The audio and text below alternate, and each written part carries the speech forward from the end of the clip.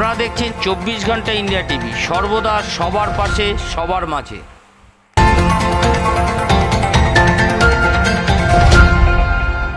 ইন্দ্র সদনের রানু ছায়া মঞ্চে সিপিডিআরএস এমএসসি নারী নিগ্রহ বিরোধী নাগরিক কমিটির পিসিএআই সম্পাদক লিগাল সার্ভিস সেন্টার অধ্যাপক সংহতি মঞ্চ পক্ষ থেকে সংহতি সভার আয়োজন করা হয়।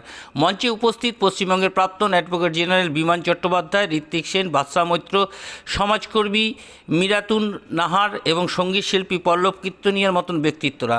বিচারপতি অশোক গাঙ্গুলি শারীরিক অসুস্থতার জন্য উপস্থিত থাকতে না পারলেও টেলিফোন মারফত মঞ্চের নিজের বক্তব্য রাখলেন।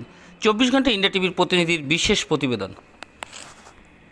বড় চাকরি নিয়ে বিরাট টাকা রোজগার করছে, বিদেশে চলে যাচ্ছে, কলকাতায় আছে, বিভিন্ন জায়গায় যখন খুশি ট্যুর করতে পারছে। তারা একটা বিরাট, আমার বাড়িতে না মাছ হয় না, ফলে আপনি তো মাছ চাইতে পারবেন না। আমি যদি যাই, আমি যদি ওখানে মাছ প্রসঙ্গে দুটো কথা বলতে চাই, তাহলে বলাবে না আমি তো আপনাকে আগেই বলে দিয়েছিলাম যে আমি মাছ খাই না, মাছের প্রসঙ্গ তোলা যাবে না। আমাদের সমাজটা সব চেহারাটা বেরিয়ে আসে, কারণ মীরাতুন্দি, সুজাতদা এরা তো সামাজিক মানুষ। মানুষের সঙ্গে মানুষের সম্পর্ক যদি না তৈরি হয়, তাহলে রাজনীতির কথাই হোক কি শিল্পের কথাই হোক, সেটা তো বলা যায় না, কোনোভাবেই বলা যায় না। তো আমি প্রশ্নখালীকে কেন্দ্র করে যা যা সামনে উঠে আসছে, যে কোনো সচেতন নাগরিকের মতো আমিও এর তীব্র প্রতিবাদ। সপক্ষে সবাই যারা উদ্যোক্তা তাদেরকে সাধুবাদ জানিয়ে আমি দু চারটি কথা বলতে চাই। প্রথমেই বলি যে কলঙ্কজনক ঘটনা আমরা দিনের পর দিন খবরের কাগজে এবং বৈদ্যুতিক মাধ্যমে দেখতে পাচ্ছি, সেটা নিন্দা করার মতো ভাষা আমার জানা নেই। তার প্রধান কারণ যে ভারতবর্ষে যে সংবিধানে আইনের শাসন চালু আছে বলে আমরা দাবি করি, সেটাকে সম্পূর্ণ উপহাস করে যে ধরনের ঘটনা ঘটাচ্ছে এই রাজ্যের শাসক শ্রেণীর দল এবং তাদের মদতপুষ্ট কিছু লোকজন, তাতে সংবিধান সম্পূর্ণভাবে লঙ্ঘিত এবং আইনের শাসন সম্পূর্ণভাবে থেকে কিন্তু পালিয়ে যেতে আমরা পারবো না।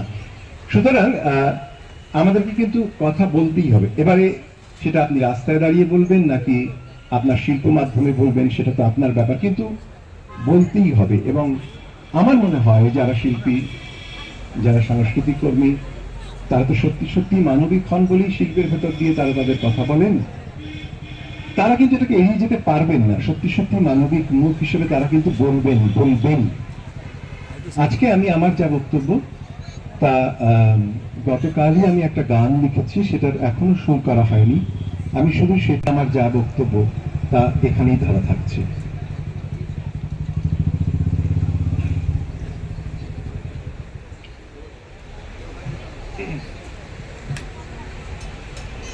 তোমায় ভোট দিয়েছি বলে আমার ধন, প্রাণ, মান এবং শরীর সব নেবে দখলে। তোমায় ভোট দিয়েছি বলে তোমায় বানালাম শাসক, তুমি করছো চুরি, নিচ্ছ কেড়ে, দেখাচ্ছ দাঁত নোখ। তোমায় বানালাম শাসক। তুমি শাসক নাকি মালিক? আজ হাজার নারীর কণ্ঠ তোলে ওই সন্দেশ খালি। তুমি শাসক নাকি মালিক? তোমায় ভোট দিয়েছি বলে রাতে ডাক পাঠাবে, শরীর থেকেও তোলা তুলবে ছলে।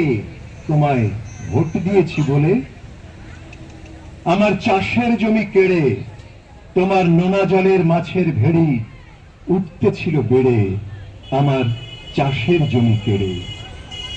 তোমার যে মহিলাকে বাড়ি থেকে অন্যের বাইকে জোর করে তুলে নিয়ে যাওয়া হয়, তাকে কি হয়েছে প্রশ্ন করার কোনো অধিকার আমার আপনার কারো থাকে না। কারণ এই নিরাপত্তা আমরা দিতে পারিনি যাতে মহিলাকে রাত্রি 12টায় কেউ ডাকার সাহস না পায়। মাথা হিট করে তাদের কাছে ক্ষমা চান এবং তাদের পাশে দাঁড়ানো।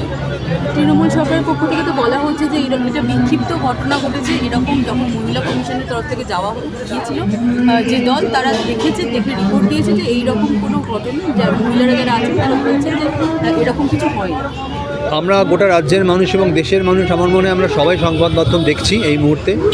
কোনো একটা বিশেষ সংবাদ মাধ্যম নয়, হাজারটা সংবাদ মাধ্যম হাজার ইউটিউব চ্যানেল দেখছি আমরা, তাই তৃণমূল কংগ্রেস কী বললো বা সরকার কী বললো আমাদের কাছে ডাজেন্ট ম্যাটার, ইম্পর্টেন্ট নয় ওটা।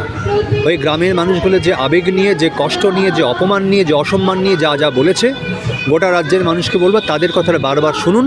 ওই প্রত্যেকটা কথার মধ্যে আমার আপনার লজ্জা লুকিয়ে আছে। আমরা ব্যর্থ হয়েছি তাদেরকে নিরাপত্তা দিতে, আমরা ব্যর্থ হয়েছি তাদের সম্মান সঙ্গে বাঁচতে দিতে। আমার আপনার বাড়ির মেয়েদের সাথে ঘটনা ঘটলে আপনারা কী করতেন? এই বড় বড় র্যাঙ্কের পুলিশ অফিসার, এই বিভিন্ন কমিশনের প্রতিনিধি, তাদের বাড়ি থেকে কোনো মহিলাকে রাত্রির 12টায় যদি তুলে নিয়ে যাওয়া হতো, তাহলে কি তারা কি প্রশ্ন করতো তাকে দিয়ে মশলা বাটিয়েছে না পিঠেপুলি করেছে? আমার বাড়ির মেয়ের সঙ্গে হলে যে আচরণ আমি করতাম, যতটা ব্যথা পেতাম, যতটা হতাম, আমি বলবো আমাদের সবার ততটাই সমবেতী হওয়া উচিত। শেষ প্রশ্ন, ঘটনা তো ছিল, এইবার আস্তে আস্তে রাজনীতির রং লাগছে। কারণ যা শুনছি, আমরাও পেপারে পড়েছি যে বলা হচ্ছে যে ওখানে হিন্দু মহিলাদের টেনে নিয়ে যাচ্ছে। আমি বাড়িতে বসে তখন ভাবছি এটা কি করে জানা গেল যে শুধু হিন্দু মহিলাদের টানা হচ্ছে। ফলে আস্তে আস্তে এটা খুব বাজে জায়গায় যাচ্ছে। সেইখানে যাওয়ার আগেই যারা অপরাধী তাদেরকে শাস্তি দেওয়া হোক, তাদেরকে গ্রেপ্তার করা হোক, তাদেরকে শাস্তি দেওয়া হোক, একটা সুষ্ঠু স্বাভাবিক পরিস্থিতি ফিরে আসুক। তারা তো প্রচুর টাকা চায়নি, তারা মন্ত্রী হতে চায়নি, তারা শান্তিতে দিনটা কাটাবে বলছে। এটুকু দেওয়া যায় না? পুলিশের ভূমিকা অত্যন্ত দুর্ভাগ্যজনক, অত্যন্ত দুঃখজনক।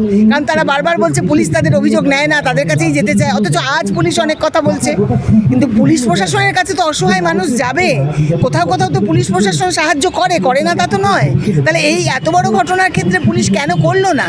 তাহলে এর পিছনে কি কারণ আছে সেগুলো দেখুক যারা প্রশাসনের দায়িত্বে আছে। আমরা শুধু একটা সুস্থ স্বাভাবিক ছন্দে ফিরে এসেছে সন্দেশখালী, এবং আজ শুনছি যে সিউড়িতেও হচ্ছে এরকম। এই পরিস্থিতির আর পশ্চিমবঙ্গে দ্রুত বদল ঘটুক, এটাই আমাদের চাওয়া। ভাস্বতী মুখার্জি। আজ এ পর্যন্ত। সঙ্গে রাখুন 24 ঘন্টা ইন্ডিয়া টিভি। দেখতে থাকুন সব জেলার সব খবর সবার আগে 24 ঘন্টা ইন্ডিয়া টিভির পর্দায়। নমস্কার।